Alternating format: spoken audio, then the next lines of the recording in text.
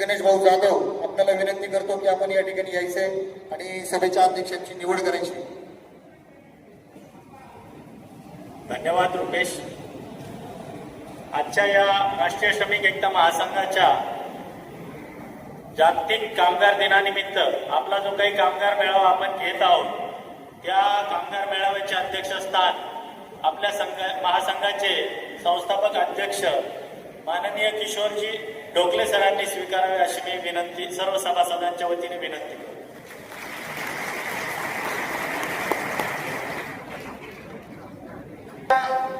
राष्ट्रीय श्रमिक एकता महासंघाच्या कामगार मेळाव्याच्या अध्यक्षस्थानाच्या गणेश जाधव साहेबांनी जे नाव सुचवले त्याला माझं तुमच्या सर्वांच्या तर्फे अनुमोदन आहे.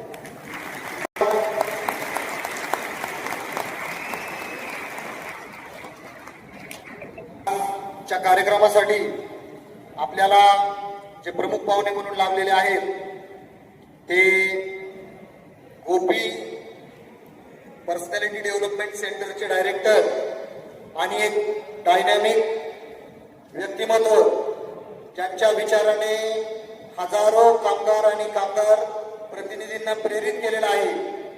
मागील अनेक काळापासून त्यांच्या या विचारांतून कामगारांच्या जीवनाला एक नवीन ध्येय प्राप्त झालेलं आहे. असे आदरणीय श्री गोपीजी गिलबिले साहेब यांचा सन्मान करण्यासाठी मी आपल्या राष्ट्रीय श्रमिक एकता महासंघाचे अध्यक्ष आदरणीय किशोरजी ढोकले साहेब त्याचबरोबर गिलबिले साहेबांना सन्मानित करायचे.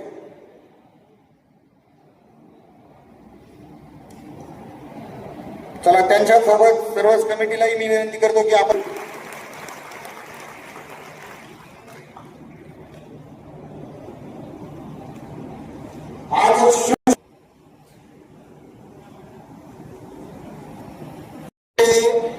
अध्यक्ष आणि राष्ट्रीय श्रमिक एकता महासंघाचे कार्यकारिणी सदस्य गणेश भाऊ गवारी आपल्याला विनंती आहे की आपण या ठिकाणी आपले विचार या ठिकाणी व्यक्त करायचे.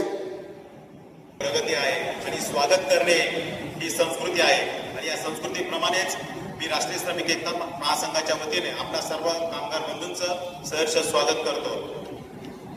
सन्माननीय व्यासपीठ उपस्थित आजच्या कार्यक्रमाचे प्रमुख अतिथी गोपी सर तसेच कामगारांचे दैवत आणि राष्ट्रीय श्रमिक एकता महासंघाचे संस्थापक अध्यक्ष ॲडव्होकेट किशोरदादा ढोकले तसेच कार्याध्यक्ष येळवंडे साहेब तसेच जनरल सेक्रेटरी वाडीकर साहेब उपाध्यक्ष राजूअण्णा दरेकर तसेच गणेश जाधव असतील राकेश सर असतील इतर पदाधिकारी असतील सर्वच उपस्थितांचे मी मनापासून स्वागत करतो.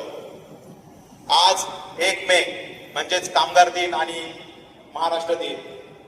खऱ्या अर्थानं आजच्या दिवशी कामगारावरती अन्याय होऊन झाल्यानंतर ज्या ज्या नेत्यांची बलिदान दिलं त्या बलिदानाचं आज खऱ्या अर्थानं स्मरण करण्याचा दिवस.